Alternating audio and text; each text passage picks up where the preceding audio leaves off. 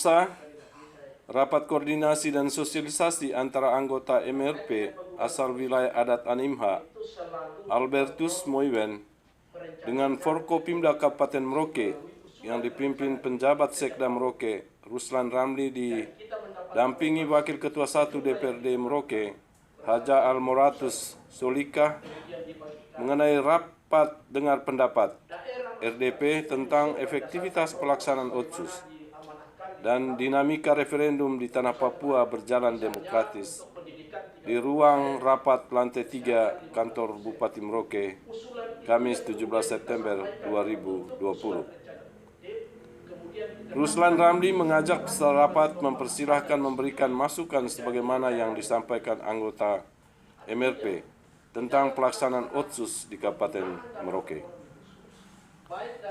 Peserta rapat menyampaikan berbagai masukan, terutama ketika delegasi dari masing-masing wilayah di Merauke harus bisa menghindari hal-hal yang bersifat provokatif. Ada yang meminta rapat seperti ini seharusnya terbuka untuk umum. Kepada awak media, Ruslan Ramli dan Albertus Moiwen menyampaikan tujuan rapat koordinasi dan sosialisasi ini dalam rangka menyerap aspirasi dari pemerintah daerah dan warga masyarakat Merauke. Memang tidak terlalu signifikan kalau kita lihat kontribusi dana otsus terhadap pelaksanaan APBD setiap tahun. Tahun ini kita dapat kurang lebih 48 karena adanya PON. Dan sekali lagi bahwa dalam rangka penggunaan kita selalu dikontrol, dikawal, dan itu selalu dilaporkan ke pemerintah pusat. Karena selalu saya sampaikan bahwa dana otsus tidak secara otomatis itu menetes dari pemerintah pusat, tetapi persyaratan-persyaratan setiap tahapan penyalurannya. Pemerintah provinsi harus menyampaikan penggunaan tahun lalu, kemudian dievaluasi, baru turun tahap pertama. Tahap pertama kita dibagikan sesuai dengan proporsinya, kemudian kita sampaikan laporan. Dalam hal ini belum kita sampaikan, tahap kedua tidak akan menetes dari pemerintah pusat. Demikian halnya tahap ketiga. Jadi sebenarnya penggunaan ini secara berjenjang, terutama kita dari kabupaten, itu terkontrol atau dikawal secara berjenjang oleh pemerintah atasan kita, dalam hal ini pemerintah provinsi maupun pemerintah pusat. Jadi kita pastikan bahwa insya Allah penggunaan itu selalu konsisten, karena dalam hal penggunaannya di APBD-nya pun dikawal. Ketika RD rencana definitif tadi dalam konteks perencanaan sudah disetujui, masih dikawal pada saat evaluasi APBD. Karena pada saat evaluasi itu melibatkan Bapeda, Keuangan, bagian hukum, Bapenda, seluruh yang terkait konsistensi daerah, terutama kita di Kabupaten Merauke. Kalau kita bicara skop Merauke, dari perencanaannya, pelaksanaannya sampai pertanggungjawaban, sebagaimana laporan tadi yang kami sampaikan. Jadi itu Pak anggota majelis yang terhormat, bahwa dari aspek penggunaan kita selalu konsisten terhadap apa yang menjadi kesepakatan. Terhadap data-data, insya Allah kita akan suntik pada saat hari-harinya. Mohon untuk koordinasi data seperti apa yang dibutuhkan, kemudian kita terbuka untuk itu. Bahkan memang tadi juga saya sudah perintahkan di Bapeda untuk menghimpun seluruh penggunaan dana otsus selama kurang lebih 20 tahun, termasuk kebijakan. Tapi sesungguhnya data ini clear itu ada di Bapeda provinsi. Kalau kita mau ambil secara totali untuk seluruh kabupaten kota, itu ada di provinsi, karena setiap tahun seluruh kabupaten kota itu menyampaikan ke pemerintah provinsi. Tetapi untuk kabupaten pasti kita siapkan untuk nanti pada saat RDP, terutama terhadap penggunaan dana otsus selama kurang lebih dari 2002 kalau saya tidak salah itu, sampai sekarang itu akan kita siapkan berapa total dan penggunaannya kemana saja. Kalau memang itu dibutuhkan akan kita sonding untuk kita diskusikan bersama. Saya kira itu dari aspek penggunaan dana otsus. Sekali lagi, kontribusinya tidak sampai 10%.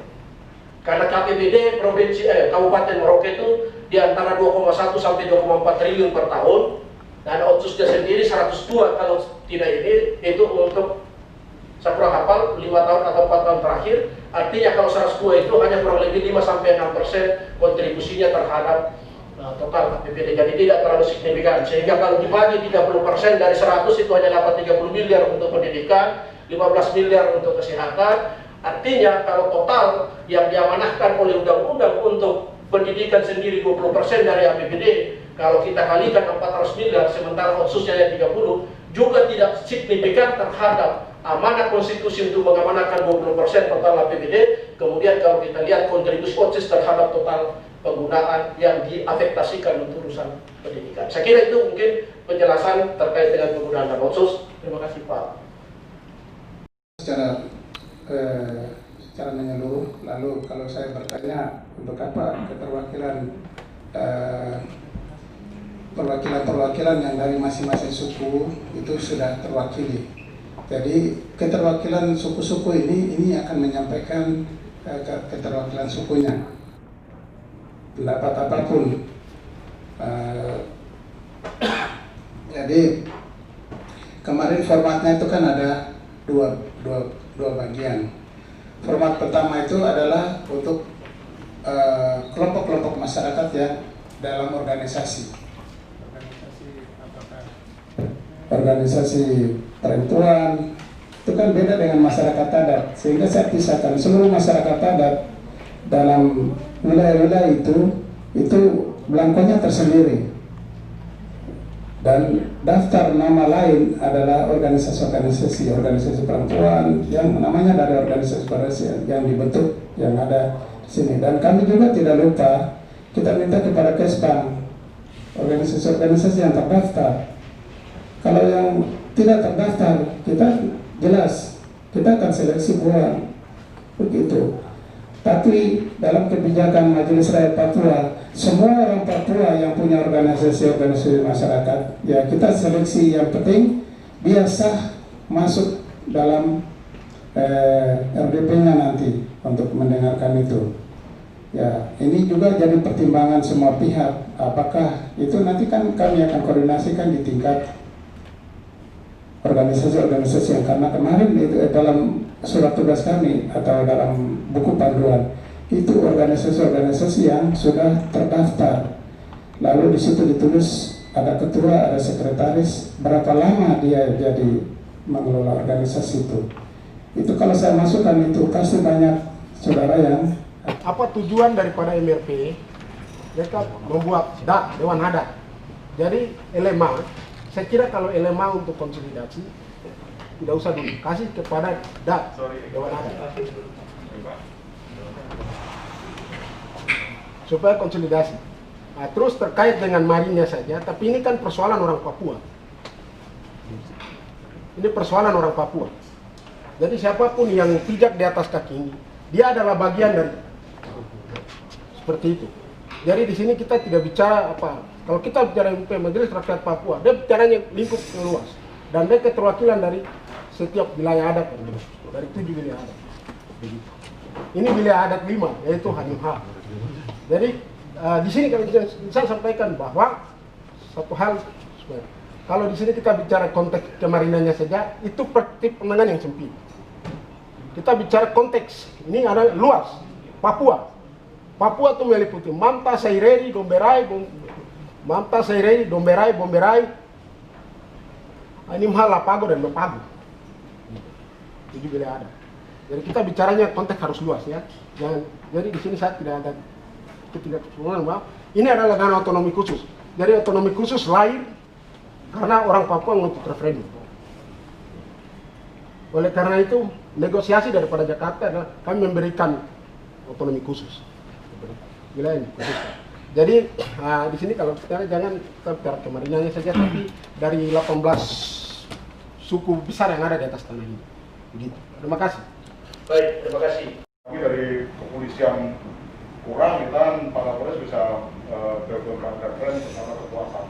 Jadi kita di Merauke ini soliditasnya sangat luar biasa. Jadi karena TNI Polri sudah solid, apalagi menjaga keutuhan yang nyari adalah tugas kami Pak, untuk menjaga bersama-sama. Jadi jangan sampai ada hal-hal yang negatif, akibat provokasi. Kalau boleh jujur, rasis itu sebenarnya Merauke akan Merauke akan tujuan sini Pak. Kalau kita BNP akan 5 kota yang dibakar, Sorong, Manokwari, Kota Jayapura, Bamena, dan Merauke. Tapi kita semua bisa hadapi, kita bisa redam, akhirnya rasis nggak bisa masuk ke sini. Dan itu semua bukan karena kami, tapi semua pihak, solidaritas dari semua. Mohon dimengerti bahwa tidak semua menolak Otsus. Ada yang mendukung Otsus. Nah, di situ langsung ada meningkat keributan, kesannya memanas lah. Nah, saya harap tidak terjadi lagi pada pertemuan-pertemuan yang lain apabila hanya masyarakat Marin yang bicara tentang itu, tidak melibatkan unsur-unsur yang tidak terdaftar dalam apa yang Bapak sampaikan tadi. Demikian Bapak, sedikit masukan. Terima kasih. Yang Bapak sampaikan tadi, masalah kehadiran di Merauke ya orang Marin, kan gitu Bapak ya. Dan di Bovendigul mungkin suku-suku seperti di dalam selebaran yang kemarin Bapak bagikan. Saya membaca itu dibagi dalam wilayah-wilayah Bapak. Nah, ini melibatkan yang harusnya hadir itu masyarakat dari kampung, nanti RDP, dan ada masyarakat di kota yang dibawa komando pendudukan dari kampung, dari LMA mungkin Bapak ya, dari LMA. Kalau seperti kemarin itu memang riskan Bapak, terlihat kesan intimidasi di situ waktu delegasi. Daripada data realisasi penggunaannya tidak sekedar tapi tahu ya dana satu perak ini digunakan untuk apa, siapa penggunanya, bisa ditanyakan. Kalau tidak langsung ke pasiennya, beliau bahwa bisa menguasai itu kalau memang banyak kepala SKPD datang kayak itu, sehingga awal orang menjelaskan itu sudah tahu, sehingga tidak minta maaf untuk penggunaan dana saya dijelaskan oleh Pak Presiden itu sudah terkontrol. Orang menggunakan macam-macam, tangan jadi satu.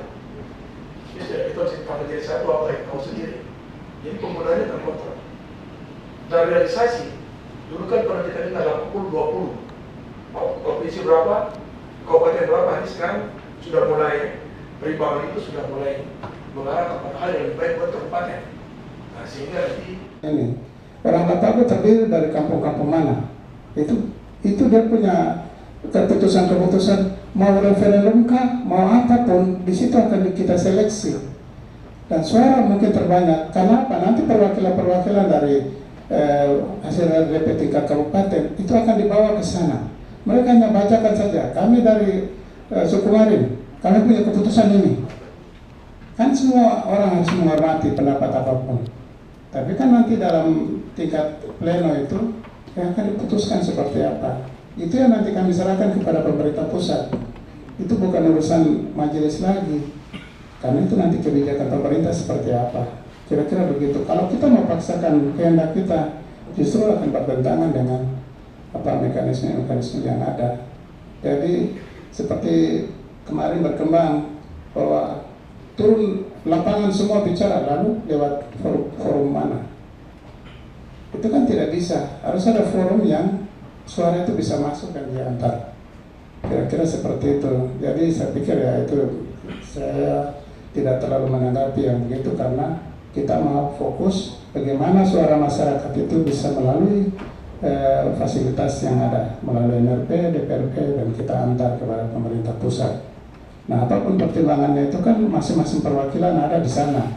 Mereka akan sidangkan itu, apakah itu suara terbanyak atau bagaimana, itu nanti ada mekanisme kerjanya. Gitu. Jadi kalau yang disampaikan DAP itu kan bagian dari adat. Merauke, Pak. Selamat datang di Merauke. Walaupun beliau juga asli dari Merauke juga. Senang bertemu Bapak hari ini. Mudah-mudahan artinya gagasan ini nanti berakhir dan endingnya itu untuk kemaslahatan dan tentunya untuk lebih meningkatkan kesejahteraan bagi khususnya masyarakat Papua yang akan menikmati Otsus itu sendiri, Pak. Tentunya kami dari DPRD sebagai mempunyai fungsi pengawasan dan fungsi kontrol selalu selaras dan seimbang dengan apa yang dilakukan oleh pemerintah daerah. Mudah-mudahan harapan saya tidak ada lain, Papua ini menjadi Papua yang damai, Papua ini menjadi Papua yang betul-betul titipan Tuhan, itu katanya surga kecil yang dijatuhkan di bumi ini. Tentunya saudara kita dari khususnya asli Papua ini, mari kita sama-sama mempunyai satu tekad untuk ke yang lebih baik dan lebih baik. Seperti itu aja Bapak.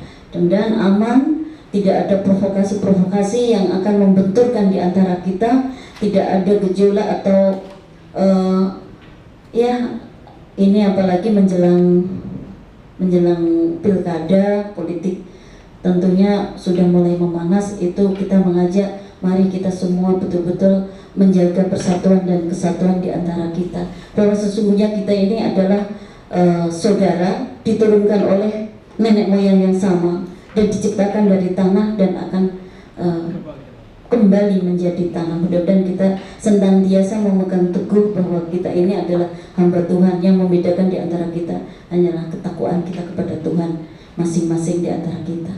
Mudah-mudahan Merauke tetap menjadi Merauke yang damai, menjadi percontohan kabupaten-kabupaten yang lain. Merauke kondusif, Merauke aman, dan Merauke sejahtera. Tentunya Merauke akan bangkit kesejahteraannya. Itu saja Bapak, terima kasih. Salam hormat kepada Bapak-Bapak anggota MRP, juga termasuk Bapak yang menemani Bapak John kan namanya? John tidak hadir di sini. Salam hormat dari DPRD Kabupaten Merauke. Terima kasih. Selamat siang Pak Sekda dan Pak Albert dari MRP Provinsi Papua. Pak, kira-kira isi rapat koordinasi tadi itu dalam rangka apa Pak Albert dan Pak Sekda? Mungkin dari Pak Sekda dulu. Ya, saya kira sesuai dengan surat yang masuk di kita, kehadiran MRP untuk melaksanakan amanah Undang-Undang 21, terutama di pasal 77. Setiap usulan perubahan Undang-Undang 21 itu harus melalui MRP dan DPP, kemudian disampaikan ke pemerintah dalam ini DPR pusat dan pemerintah tentunya.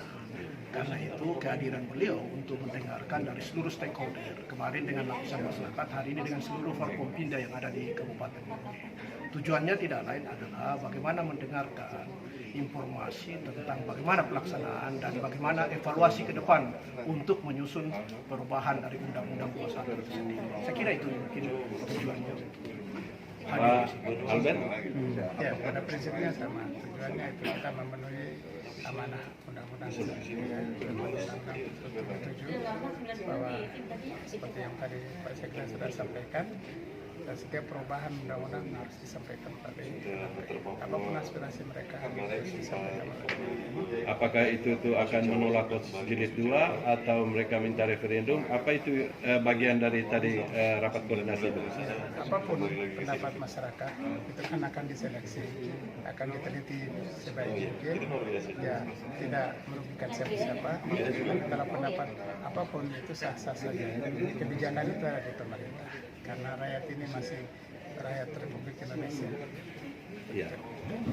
Baik, terima kasih banyak Pak Sekda dengan Pak Albert atas rapat. Apakah nanti memang itu hasil dari aspirasi masyarakat itu ketika diadakan nanti rapat dialog dengan masyarakat dari berbagai etnis ya, terutama untuk masyarakat Marin. Apakah ada rapat putusan lain juga dari terutama masyarakat yang lahir di Pak Albert, yang lahir di Marin, apakah mereka akan dilibatkan juga pada saat evaluasi yang akan direncanakan itu nanti akhir September atau awal Oktober? Ya baik, jadi peserta yang diarahkan, yang diharapkan adalah pertama orang asli Papua. Iya. Karena dana otonomi khusus kan ditujukan kepada orang asli Papua. Sehingga mereka lah yang bisa berevaluasi, menyatakan bahwa apakah dana otonomi khusus benar-benar berhasil atau gagal gitu ya. Yang kedua, untuk saudara-saudara suku Papua yang ada di Kota Merauke juga diberikan ruang, walaupun ada keterwakilan nanti melalui delegasi-delegasi masing-masing suku, tapi ruang yang besar adalah untuk orang Marin, khususnya untuk Kabupaten Marin, karena dari Boven juga nanti ada delegasi, dari MAPI, ASMAT itu delegasi masing-masing, karena kita lihat induknya Jadi siapapun yang ada di dalam kota Merauke menyesuaikan dengan mereka orang asli yang hidupnya ada di sini. Begitu. Jadi keterwakilan memang untuk bisa menyampaikan aspirasi itu cukup mereka sampaikan aspirasi melalui saudara-saudara yang akan masuk ke RDP. Cukup gitu. Karena kalau semua mau bicara tidak mungkin. Tapi aspirasi itu harus benar-benar terarah disampaikan melalui keterwakilan mereka. Sehingga tidak jadi rancu. Kalau kami tinggal di Merauke tidak ada sukunya, ada orang asli yang tinggal dengan tempat yang punya tanah. Walaupun orang berpikir mungkin sedikit apa ya, kami orang Papua, ya, tapi keterwakilan masing-masing suku kan sudah ada. Sudah ada. Baik, terima kasih. Selamat siang. Saya tambah sedikit. Saya tambah sedikit, Komandan. Ya. Ini kan di undang-undang itu akan berakhir 2% setara nasional itu kan yang akan berakhir selama 20 tahun. Saya kira berakhir tahun depan baru 1%. Nah, karena itu ada pasal yang tadi pasal 77 mengamankan perubahan undang-undang itu harus benar-benar. Nah, makanya tadi disinggung bagaimana efektivitas penggunaan termasuk diantaranya adalah pelaksanaan dan penggunaan dana otonomi khusus itu selama kurang lebih 20 tahun. Saya kira itu tambahan sedikit untuk menambah bahwa tujuannya itu diantaranya itu karena ada klausul atau pasal yang harus berubah. Kan begitu ya Pak? Baik, terima kasih Pak. Terima kasih. Terima kasih. Terima kasih.